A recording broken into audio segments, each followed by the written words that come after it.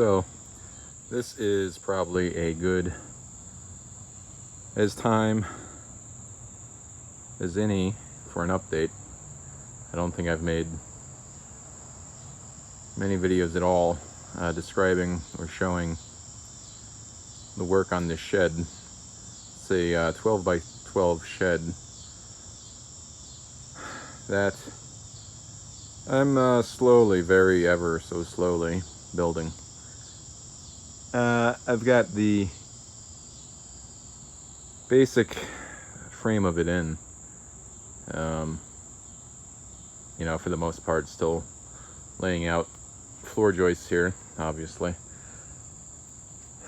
To give a little bit of overview, the shed itself is 12 foot by 12 foot with about 3 feet walkway on the side and back. The remainder, this is kind of a test, you know, real world test build for what I hope to be is a 16 by 16 larger workshop over there in that corner at some point down the road. This is just red clay dirt here in Carolina, very common. The one thing that makes this slightly more interesting is that it's a floodplain. There is a creek, Briar Creek, that runs, I don't know, a couple hundred yards, maybe 200 yards back there.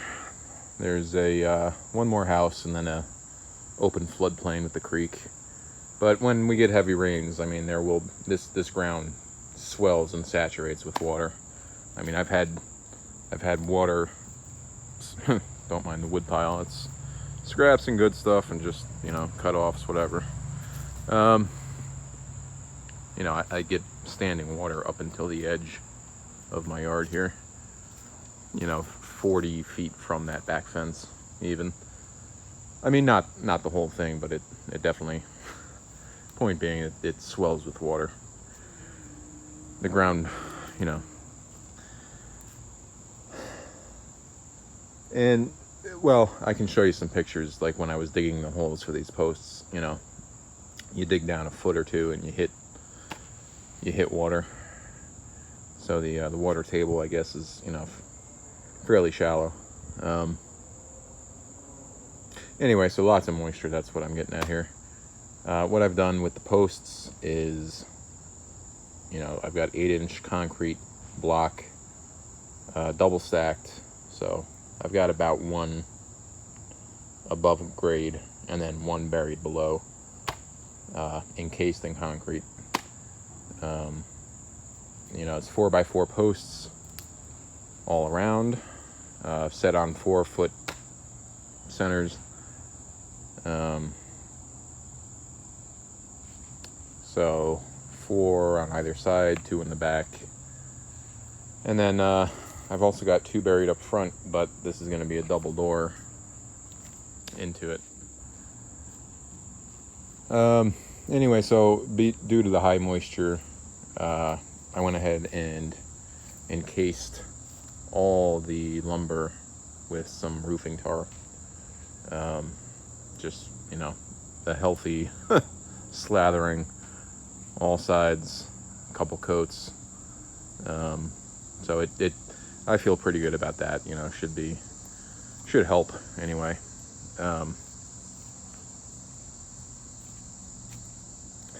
So as I said, spaced 4 feet apart, 4x4 posts in the concrete block, fill the whole thing with concrete. I just today kind of leveled out and raked out some of this dirt, you know, to fill in the little, you know, some of these I sloped up nice, you know, with the concrete all the way. But honestly, the ones in the center got kind of lazy with, and it's not nearly as much. You know, I mean, it's still sitting in a bathtub of concrete, but it's not necessarily piled all the way up on the sides. So anyway, I just backfilled and leveled it all out with dirt, and then I'll have some gravel on top of this, along as well as the side. You know, this walkway. Well, it'll just all be gravel. And I wanted to slope away. Originally, the dirt was sloping down. We had it backfilled.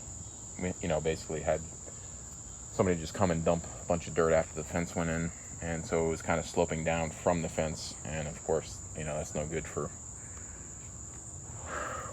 when it rains, the runoff. So I just kind of, might be hard to see, but I flattened that out, and then I figure with a couple inches of gravel should do okay. There's a lot I've learned for sure. I think the basic construction I'm happy with. It's far from perfect in terms of being, perfectly plumb, level, and true, all those things you kind of want. Close enough for me, for what I'm doing. I'm happy with it. It's by far the largest thing I've built with my own two hands. So, and I'm just, I sketched out some basic ideas, but I'm largely just winging it. I feel like it's solid, even if things aren't perfect, some of these, how it measures up on the edges, and like this one, I don't know what happened. The whole idea is that they rest on the concrete block in addition to being bolted through. But this one, I don't know what exactly I was doing. I think it was just so out of line, the posts. I don't know. Anyway, so that one got a shin. But I mean, it's the whole thing is just super solid. So I'll live with the the learning mistakes. Speaking of, I had set these in place. I don't know what I was thinking. Just probably too excited. I wanted to get them in there and done, but I had set them on 24-inch centers.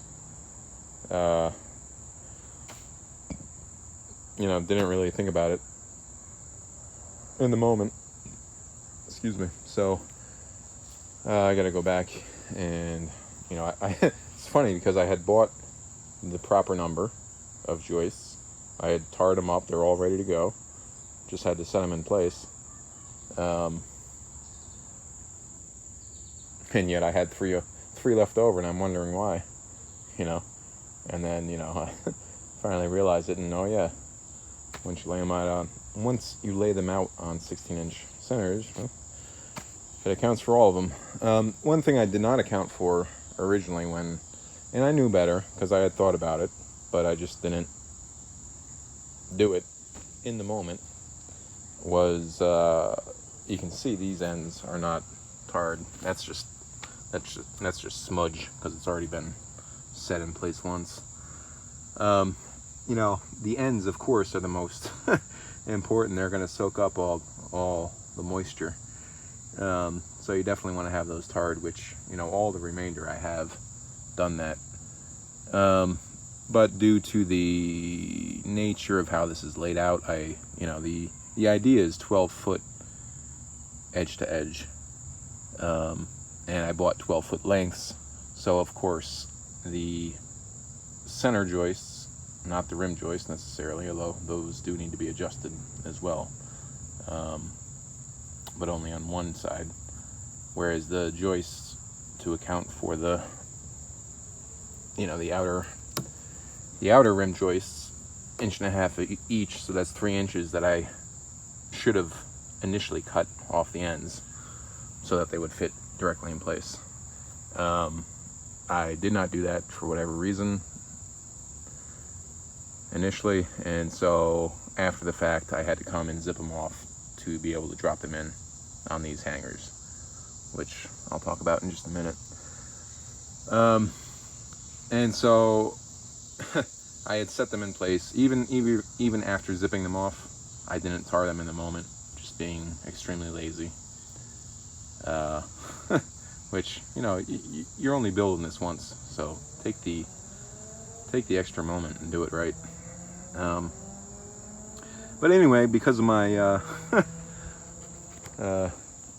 oversight with the fact that I did not set them on 16-inch centers, I had to come back and pull them out anyway. So now I have them exposed, and I'll go ahead and slap some tar on there. I am going to have to do the same with these ones that have not been cut. These are just the stock 12-foot length. So let's see, I need 2 more here, and then these will be the last 2. So I think before I get to the hangers, what I want to discuss is I'm going to end up doing a double. I'm pretty happy with the overall construction of these posts. I mean, they're just solid. You know, they may not be pretty. You know, it's even a sloppy job. They turn out just super solid. You know, again, that's 8-inch block, 2 of them. You know, so it's buried. You got one fully submerged in concrete. You know, the post itself, you fill that, the whole thing is just set. You know, and then some nice bolts running through. I think those are 3/8 bolts, and you can't even, you know, forget about it. The whole thing is super solid. You know, compared to, for instance, here's some hangers. You know, just kind of ridiculous. Not a fan. Anyway, because I'm going to be using, you know, 4x8 sheet plywood for the floor, when I lay them out, I had notched that one. I don't know if you can see it. Yeah, just as a test case, I had that piece on hand. So I notched it out real quick and set it over, you know, just to make sure it was all gonna fit, and it does. You know, I think it'll work okay. Issue is 4 foot, you know, from the outer edge. It puts you right on. Let me do it. Let me show you on that side, because that's where I had it.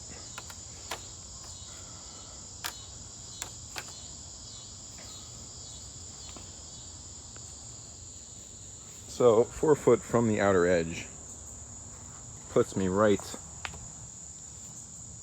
you know, right here on the it comes all the way, right? So when you have your other piece, there's no lip. You know, it'll be unsupported. The next sheet of plywood for the floor is going to have nothing. I mean, yes, it'll have this little bit. It'll have those 4x4, but you know, it's your floor. I'm not, you know, I can't stand it if there's any wiggle at all. You know, you step on something and it's like, whoa. You know, if you feel it moving, it's not up to my own personal standards, so I think the easiest thing to do, I'm just going to run a double joist. I got to pull these bolts out. You know, I got to zip these out real quick, slap another joist in here, and then I do have some longer bolts, because I knew I had to do the funny thing with the shim over there, and I think I used, you know, these are 6-inch bolts, and I got a couple 7s. So actually, oh, that might be close. 1.5 inches, 3, 3.5, 6.5. I mean, it'll be close. The 7 should go, even with the double joist here. So these two, I've got 2 lines, 2 runs that are cemented in. And so those 2 in the center will essentially have a joist on either side, which, you know, I'm of the opinion there's no such thing as overkill. You know, you can't argue with if it's strong and well built, you know. So here's my here's where I'm at, and I guess I'll talk about the hangers next time.